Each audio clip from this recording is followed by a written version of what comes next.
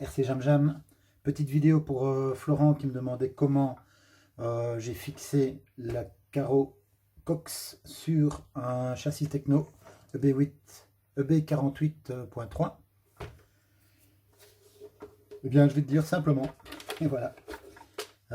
Donc là, j'ai les clips. Ce sont les clips perso, pas ceux de chez Arma. Ceux de chez Arma sont noirs, je les aime pas trop. Parce qu'ils se plient facilement, je trouve. Mais j'ai les caoutchoucs Arma pour ne pas perdre les clips.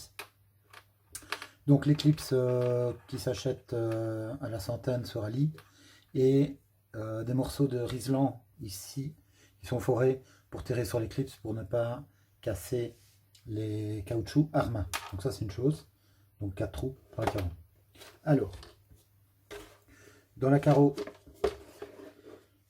ici, j'ai un fil donc pour la partie électrique, tu vois.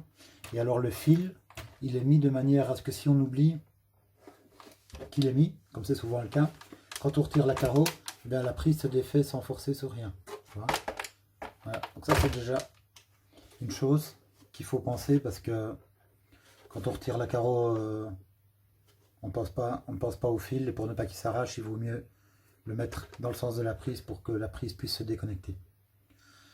Alors pour les feux, ben, c'est pas compliqué, tu fores des trous, tu les mets, et alors tu peux ramener tous les fils ensemble et faire une connexion un peu style domino. Moi j'aime pas ça, je préfère couper les câbles ici, souder ces deux là ensemble, je repars avec un seul double fil ici, pareil pour l'arrière, bon ici il y en a un qui a lâché donc il attend sa petite réparation, mais ça permet de voir comment je fais, donc pareil, je mets les deux feux arrière ici, je les soude ici, comme ça je n'ai qu'un double fil qui vient par ici, ici encore une soudure aussi, et puis hop, tu vois, je n'ai qu'un double fil qui arrive là. Voilà, donc ça c'est pour la partie électrique. Alors pour la partie maintien de la carreau, bon à l'avant c'est pas très compliqué, tu prends des plots, tu les vis sur la tourelle, tu regardes où tu vises tes amorteaux, donc là il faut bien choisir un bon emplacement pour les amorteaux.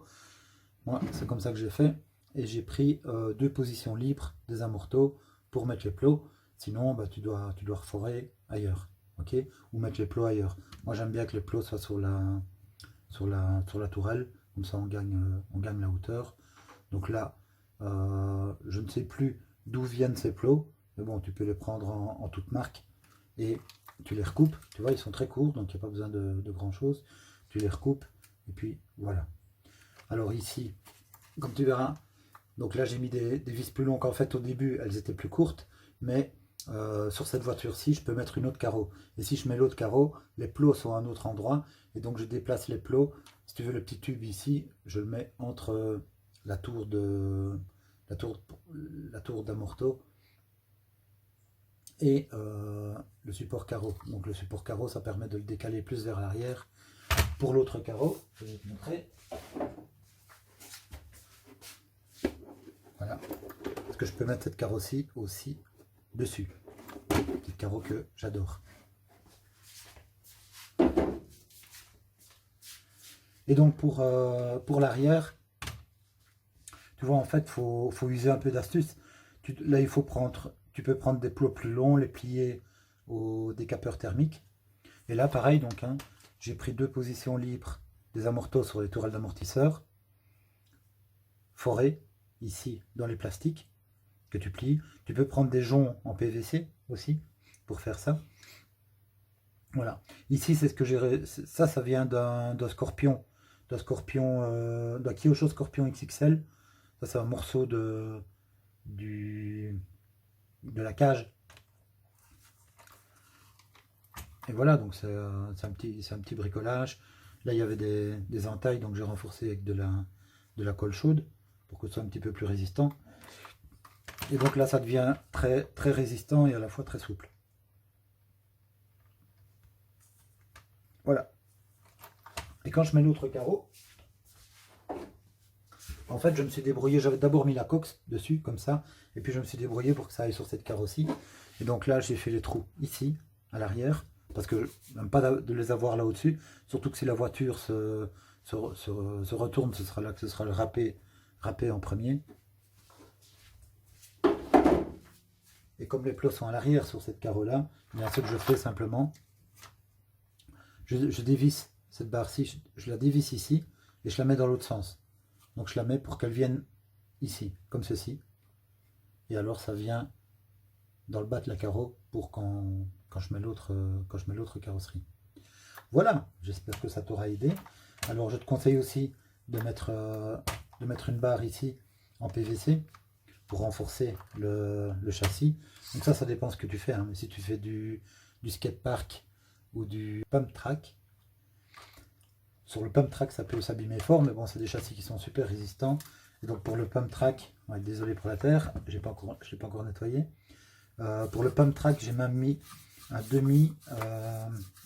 demi-jonc ici, tout le long du châssis, pour encore économiser le châssis. Donc skid plate devant avec pare-choc, skid plate derrière avec pare-choc. Et cette voiture, elle a fait le pump track, hein, vous pouvez voir sur mes vidéos, les vidéos de Mani. On a fait le pump track de Mani en été. Et il n'y a rien qui a cassé. Il n'y a rien qui a cassé. J'ai juste arrêté un moment parce que je croyais qu'elle avait cassé. Et en fait, c'est simplement une chape qui s'était désolidarisée. Et en fait, elle était même pas. J'avais arrêté de rouler pensant qu'elle était cassée, mais elle n'était même pas cassée. Donc il y a les noix qui commencent à se marquer sur ce châssis Techno EB 48.3, mais même pas à l'avant. Elle se marque que à l'arrière. Sur les diffs centrales, elles ne sont pas marquées non plus. Là derrière non plus, pas du tout. Ni là, ni là.